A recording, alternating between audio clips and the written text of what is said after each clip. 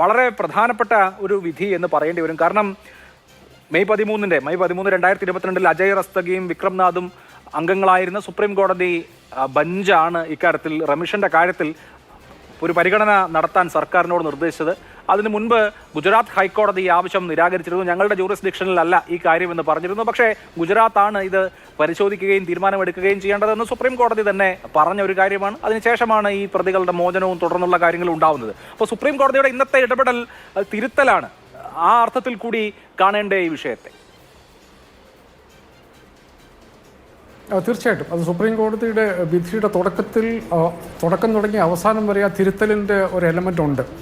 കോടതി അതങ്ങൾ പച്ചയ്ക്ക് പറഞ്ഞിട്ടില്ല എന്നുള്ളതേ ഉള്ളൂ. പക്ഷേ അതിൻ്റെ ടോൺ മുഴുവൻ അതാണ്.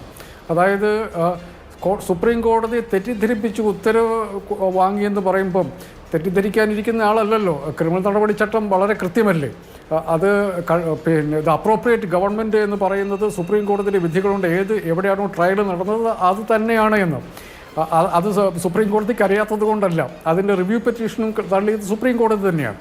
ഇപ്പം അങ്ങനെ സുപ്രീം കോടതിക്ക് അറിയാത്തതല്ല ഇത് ട്രയൽ നടന്നത് മഹാരാഷ്ട്രയിലാണ് എന്നും. അപ്പോൾ ഇതിൽ സുപ്രീം കോടതിയുടെ ശരിക്കുള്ള നേരത്തെ ഉള്ള ബെഞ്ചിൻ്റെ വിധി തെറ്റാണ് എന്ന് തന്നെയാണ് ഈ ജഡ്ജ്മെൻറ്റിനകത്ത് പറഞ്ഞിരിക്കുന്നത്. രണ്ടാമത്തെ കാര്യം, ഇതിൻ്റെ അകത്ത് ഈ ഒരു ടെക്നിക്കൽ കേസിൽ മാത്രമല്ല ഈ ജസ്റ്റിസ് നാഗരത്നയുടെ വിധി ഹിഞ്ച് ചെയ്ത് അത് ബേസ് ചെയ്തിരിക്കുന്നത്. ടെക്നിക്കലായിട്ടുള്ള വിഷയം എന്നുള്ളത് മഹാരാഷ്ട്ര സർക്കാരാണ് ഈ കേസിൽ തീരുമാനമെടുക്കേണ്ടത് എന്നുള്ളതാണ് ടെക്നിക്കലായിട്ടുള്ള വിഷയം.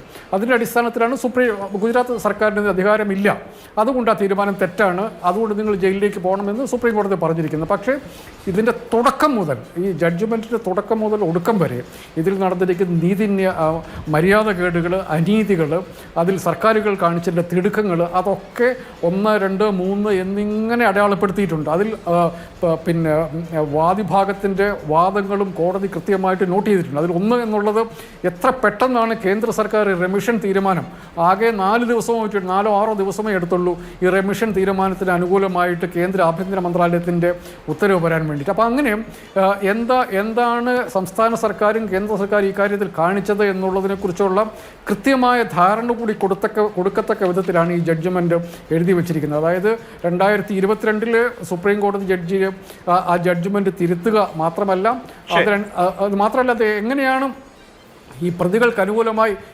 അനുകൂലമായിട്ട് ഗുജറാത്ത് സർക്കാർ എങ്ങനെയാണ് അവർക്കൊപ്പം കൊള്ളിവിടി ചെയ്തത് എന്നുകൂടി രേഖപ്പെടുത്തി വെച്ചിട്ടുണ്ട് ജസ്റ്റിസ് നാഗര ഈ കോടതി ഉത്തരവിൽ. അതുകൊണ്ട് അതൊരു വളരെ സിഗ്നിഫിക്കൻ്റ് ആയിട്ടുള്ള ഒരു ജഡ്ജ്മെൻ്റ് ആയിട്ടാണ് എനിക്ക് തോന്നുന്നത്. തീർച്ചയായും.